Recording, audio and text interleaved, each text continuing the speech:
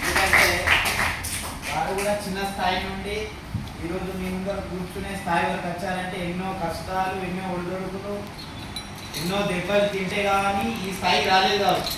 కాబట్టి మనం కూడా అన్నయ్యలాగా సార్లాగా మనం కూడా ప్రతి ఒక్కరు ఒక గోల్ పెట్టుకోవచ్చు. నాకు తెలిసిన విషయం మేజర్ ధ్యాన్ చంద్ గారు వారు ఫస్ట్ టైం మొట్టమొదటి మనకు మెడల్ని తీసుకెళ్ళారు. కానీ ఆ రోజుల్లో ఆయన షూస్కు హోల్స్ ఉండేవి, షూస్ కూడా సరిగ్గా ఉండేవి కావు, సాక్స్ కూడా సరిగ్గా ఉండేవి కావు. కానీ ఆయన ఆ రోజు మన దేశం కోసం ఆడారు. దేశం కోసం ఆడిన తర్వాత మనకు ఆయన మెడల్ తెచ్చిన తర్వాత కూడా వేరే దేశస్తులు ఆయనని మా దేశానికి రండి, మీరు మా దేశం తరఫున ఆడండి, మీకు ఫెసిలిటీస్ అనేటివి చాలా మంచిగా ఇస్తాము, మీకు వేసుకోవడానికి అసలు షూస్ కూడా ఇస్తలేదు మీ దేశము, ఆ దేశం కోసం మీరు ఎందుకు ఆడుతున్నారు, మా దేశానికి రండి, మీకు అన్ని రకాల వ్యవస్థని ఏర్పాటు చేస్తాము అని చెప్పడం జరిగింది. అయినా కూడా ఆయన ఏనాడు ఆయన కృంగలేదు, బాధపడలేదు.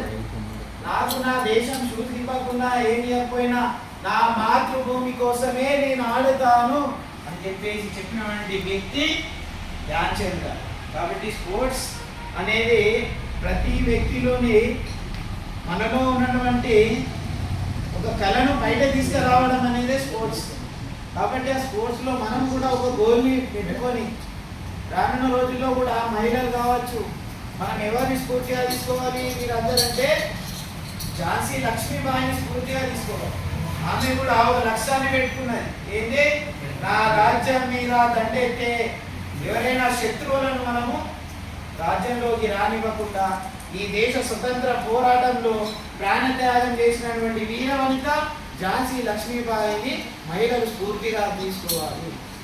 ఆ సందర్భంగానే మనం ఈరోజు ఈ స్పోర్ట్స్ డే సందర్భంగా ఇక్కడికి వచ్చినటువంటి అన్నగారిని మనస్ఫూర్తిగా మనము అభినందిస్తూ వారిని మా మున్ముందు కూడా మాకు ఇలాగే మా భైసాలో ఏదైనా స్పోర్ట్స్కు సంబంధించినటువంటి ఏదైనా కావచ్చు మీ యొక్క సహాయ సహకారాలు ఎల్లవేళలా మాకు అందిస్తారని మనస్ఫూర్తిగా కోరుకుంటూ ఈ అవకాశం ఇచ్చినటువంటి ప్రతి ఒక్కరికి కూడా ధన్యవాదాలు.